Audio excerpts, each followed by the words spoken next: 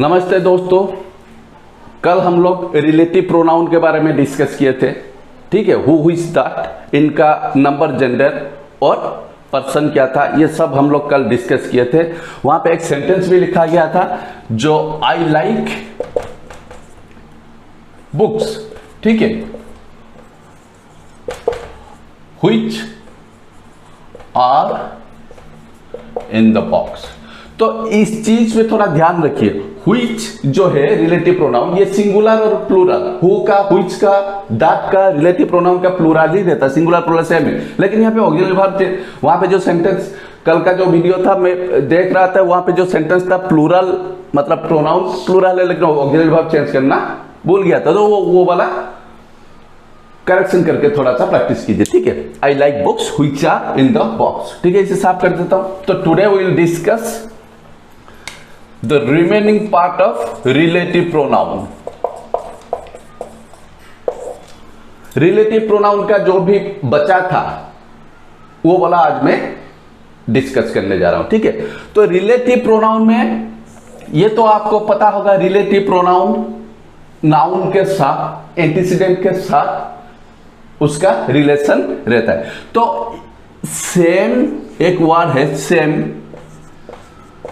Such, same, such, but, ठीक है, और बस इन तीनों के बारे में अभी हम डिस्कस करते हैं। तो सेम और सच, इन दोनों के आगे अगर एज लिखा गया है और रिलेटिव प्रोनाउन फॉर्मेशन किया गया है, ठीक है, इसे साफ कर देता हूं, बट को। इन दोनों के बारे में अभी थोड़ा हम लोग एनालिसिस करेंगे। तो सेम और सच, इन दोनों के बाद अगर एज लगा के रिलेटिव प्रोनाउन फ्रेमिंग किया गया है तो आपको कैसे पता चलेगा ये सेंटेंस में कैसे इस्तेमाल किया जाता है। तो एक एग्जांपल मैं ले रहा हूं।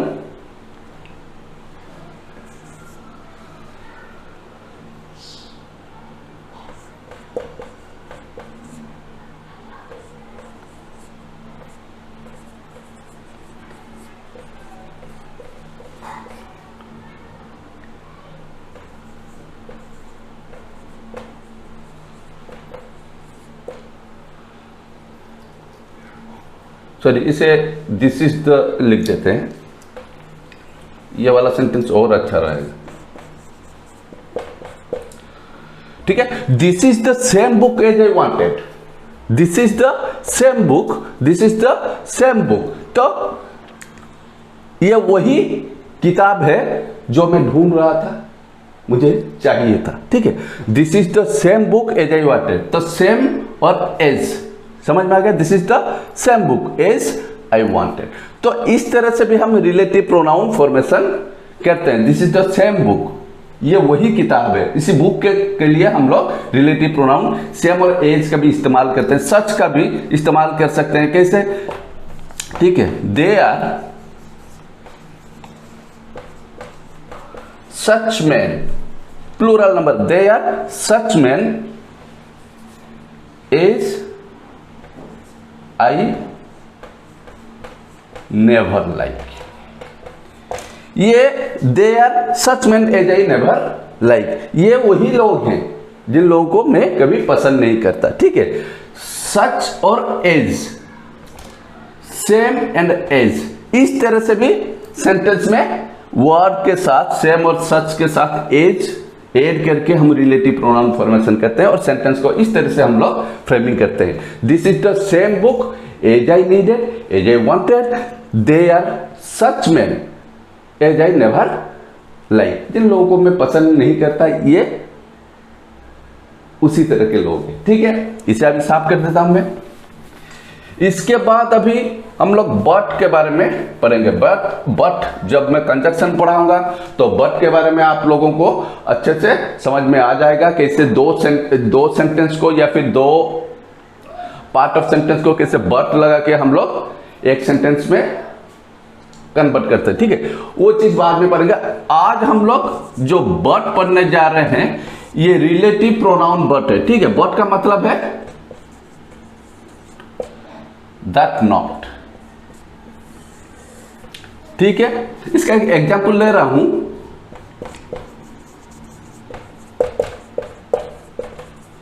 देयर इज नो फादर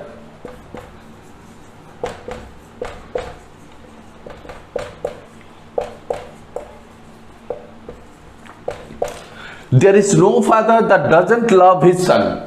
ठीक है, there is no father that doesn't love his son. तो ये जो दैट डज नॉट, इस चीज पे फोकस कीजिए, दैट डज नॉट। यहां पे हम लोग दैट डज नॉट के जगह पे हमें पता है बट का मतलब है दैट नॉट, तो यहां पे हम बट लिख देंगे सपोज, लेकिन यहां पे तो डॉज रह गया।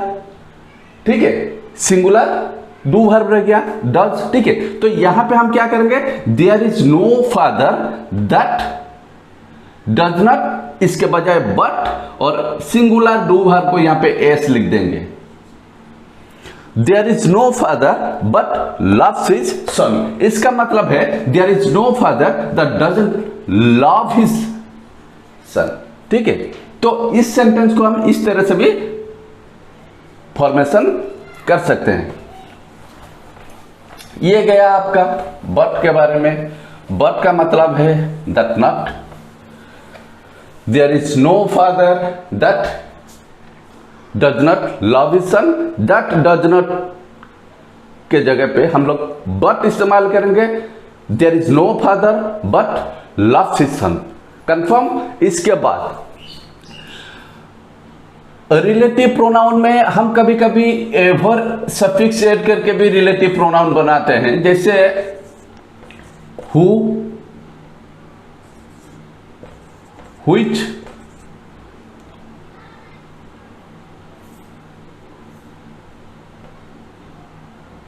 व्हाट भी लिख सकते हैं।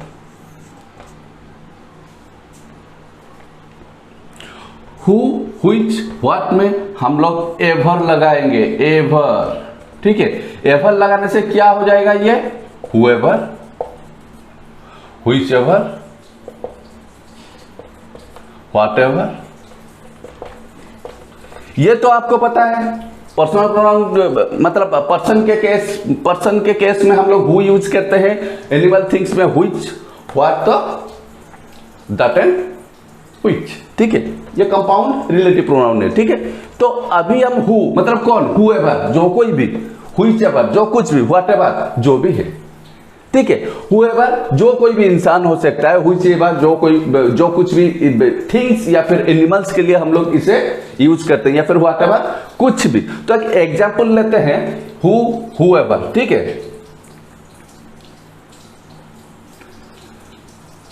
तो इसे साफ कर देता हूं, अभी जगह थोड़ा कम है यहां पे,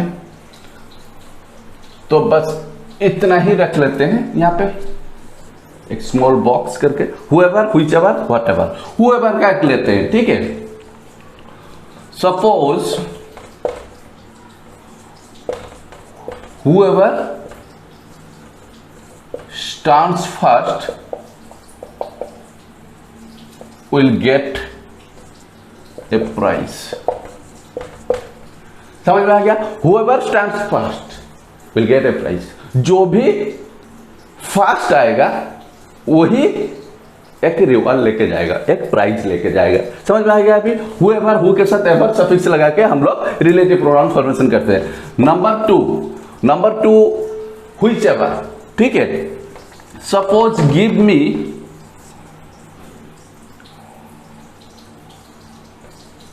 द बुक,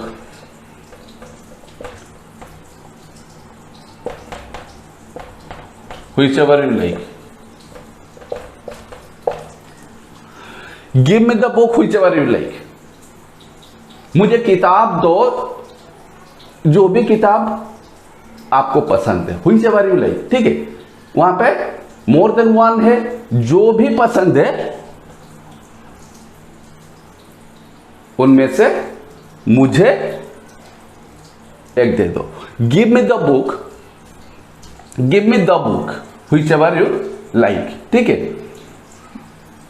तो जो किताब तुम्हें पसंद है, सॉरी यहां पे दी नहीं, ए लगाएंगे, अच्छा रहेगा, बहुत सारा मुझे पता नहीं कौन सा किताब। Give me a book whichever you like। मुझे एक किताब कोई भी मुझे चाहिए, आपके पसंद के हिसाब से आपको जो भी अच्छा लगे वही किताब मुझे दीजिए। Give me a book which ever you like, ठीक है। नंबर 2 गया। नंबर 3 का एग्जाम्पल लेते हैं, व्हाट एवर, ठीक है। टेक आप ले सकते हैं, what ever you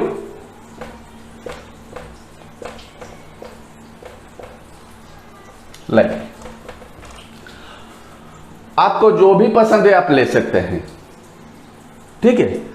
take whatever you like. तो इसी हिसाब से हम लोग हुएवर, व्हिचएवर एंड व्हाटएवर को सेंटेंस में इस तरह से इस्तेमाल करके रिलेटिव प्रोनाउन फॉर्मेशन करते हैं, ठीक है।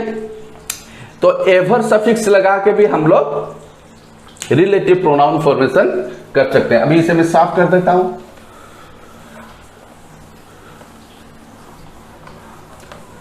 तो रिलेटिव प्रोनाउन के बारे में आप लोगों को थोड़ा बहुत अभी पता चल गया होगा, मेरे ख्याल से बहुत कुछ पता चल गया होगा। प्रैक्टिस कीजिए और ज्यादा प्रैक्टिस कीजिए ताकि आगे ये रिलेटिव प्रोनाउन आपको मुश्किल में न डाल सके, ठीक है। और रिलेटिव प्रोनाउन का और एक चीज है, समझा रहा हूं, हु, व्हिच, दैट, इन तीनों का जो ऑब्जेक्टिव केस में समझाया था, हु का हुम होगा ऑब्जेक्टिव केस, लेकिन व्हिच और दैट का ये वही व्हिच एंड दैट ही रहेगा, ठीक है। हु का हुम होगा ऑब्जेक्टिव केस, व्हिच और दैट का वही व्हिच और दैट ही रहेगा, ठीक है। तो ये जब relative pronoun who, which, that, ये जब ऑब्जेक्ट के रूप में सेंटेंस में इस्तेमाल किए जाते हैं तो वहां पे हम लोग इसे साइलेंट रखते हैं, ठीक है। मतलब ये सेंटेंस में दिखाई नहीं देगा आपको, इनविजिबल रहेगा ये, ठीक है। तो एक एग्जांपल ले रहा हूं मैं, आपको समझ में आ जाएगा।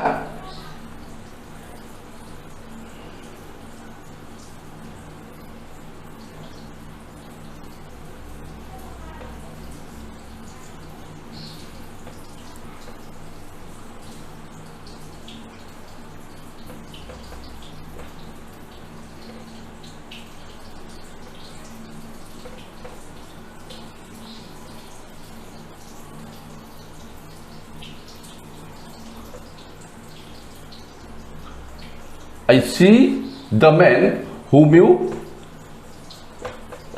met yesterday.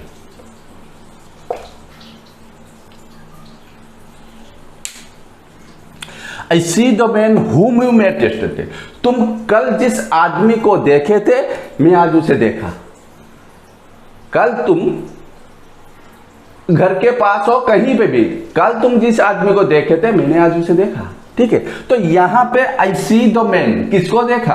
I see the man whom you met yesterday, ठीक है। जो कल तुमने जिसे देखा था आज मैंने उसे देखा। I see the man you met yesterday. तो यहां पे हम लोग क्या करते हैं, इस whom को यहां पे लिखते नहीं, इसे साफ भी कर देने से सेंटेंस का मीनिंग वही रहेगा। I see the man you met yesterday, कल तुम जिसे देखे थे मैंने आज उसे देखा है। तो इस सेंटेंस में हम लोग क्या करते हैं, ऑब्जेक्टिव केस में अगर हु का हुम ऑब्जेक्टिव केस रहा तो सेंटेंस में इसे लिखने की जरूरत नहीं, इसे साइलेंट रखते हैं, इसे लिखते नहीं। I see the man you met yesterday, इसका मतलब वही है I see the man whom you met yesterday, ठीक है। इसे साफ कर देता हूं मैं अभी। तो इसी हिसाब से आपको प्रैक्टिस करते हुए आगे बढ़ना है, ठीक है। अच्छे से साफ कर देता हूं।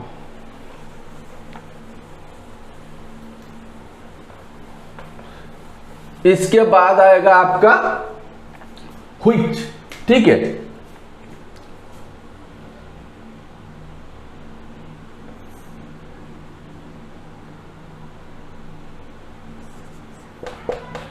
Give me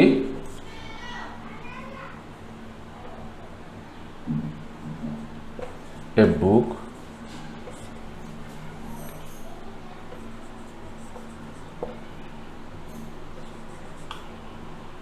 which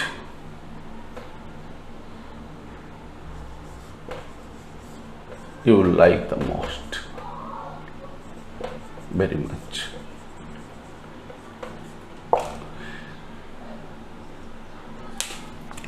Give me a book which you like very much. मुझे वही किताब जो तुम्हें बहुत पसंद है, ठीक है. गिव मी अ बुक, मुझे एक किताब दो which you like very much. मुझे क्या दोगे तुम? गिव, क्या दोगे? किताब के बदले हम लोग which रिलेटिव प्रोनाउन यूज किए हैं ऑब्जेक्टिव केस में, ठीक है.